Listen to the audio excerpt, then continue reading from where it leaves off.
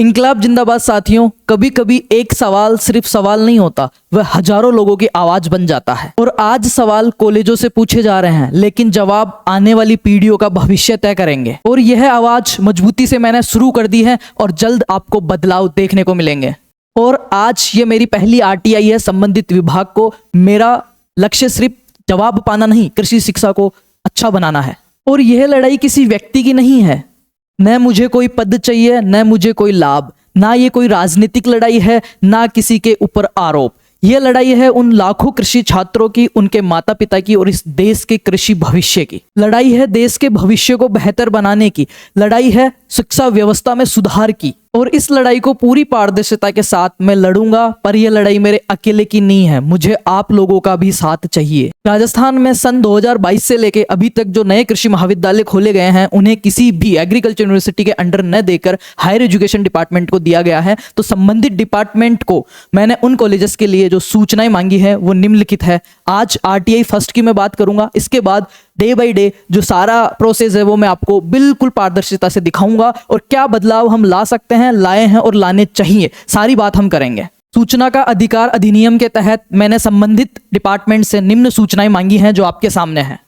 पहली, वर्ष 2022 से वर्तमान तक राजस्थान सरकार द्वारा स्थापित सभी राजकीय कृषि महाविद्यालयों की सूची उपलब्ध करवाई जाए और सूची में निम्नलिखित जानकारी जो है वो हमें दी जाए।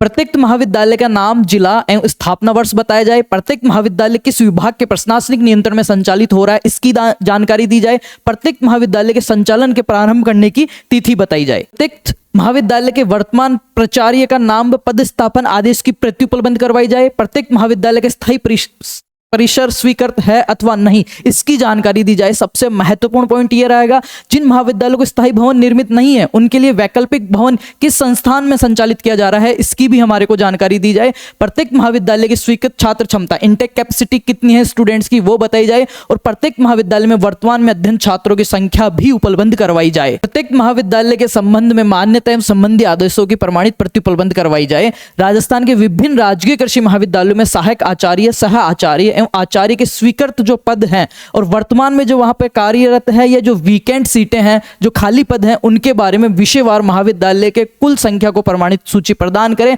जिससे हमें पता रहे कि किस कॉलेज में कितने टीचर्स अभी लगे हुए हैं, कितने खाली हैं, किस सब्जेक्ट के कितने टीचरों की नीड है। और जो थर्ड पॉइंट और फोर्थ पॉइंट सबसे महत्वपूर्ण, कि विगत वर्षों में 2022 से लेकर 2026 तक इन जो खोले गए कृषि महाविद्यालय हैं, इनको कितना बजट दिया गया और उच्च शिक्षा को अधिक अच्छा बनाने के लिए क्या क्या प्रयास किए गए हैं, लाइब्रेरीज के क्या किया गया है, इंफ्रास्ट्रक्चर डेवलपमेंट क्या किया गया है और टोटल उनका बजट कितना था और कितनी उनके डेवलपमेंट में राशि लगा दी गई है, वो भी हमें बताएं।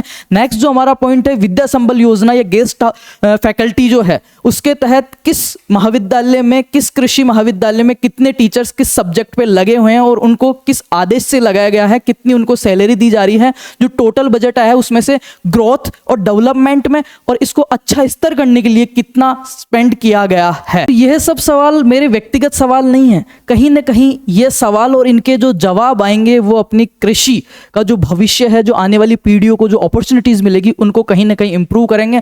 मैं पूरा वादा नहीं कर रहा कि मैं सब कुछ ठीक कर दूंगा, पर मैं लड़ूंगा और हर उस कृषि छात्र के लिए लड़ूंगा जो एक अच्छी शिक्षा का हकदार है। अगर आप भी इस मुहिम में हमारा साथ देना चाहते हैं तो फार्मर्स लव फाउंडेशन को फॉलो कीजिए और आपकी कमेंट्स, आपकी रियल जो प्रॉब्लम्स है ग्राउंड लेवल पे आपके कॉलेज, आपकी यूनिवर्सिटी की, वो कमेंट किए ताकि हम आपसे ज़्यादा से ज़्यादा जुड़ सकें।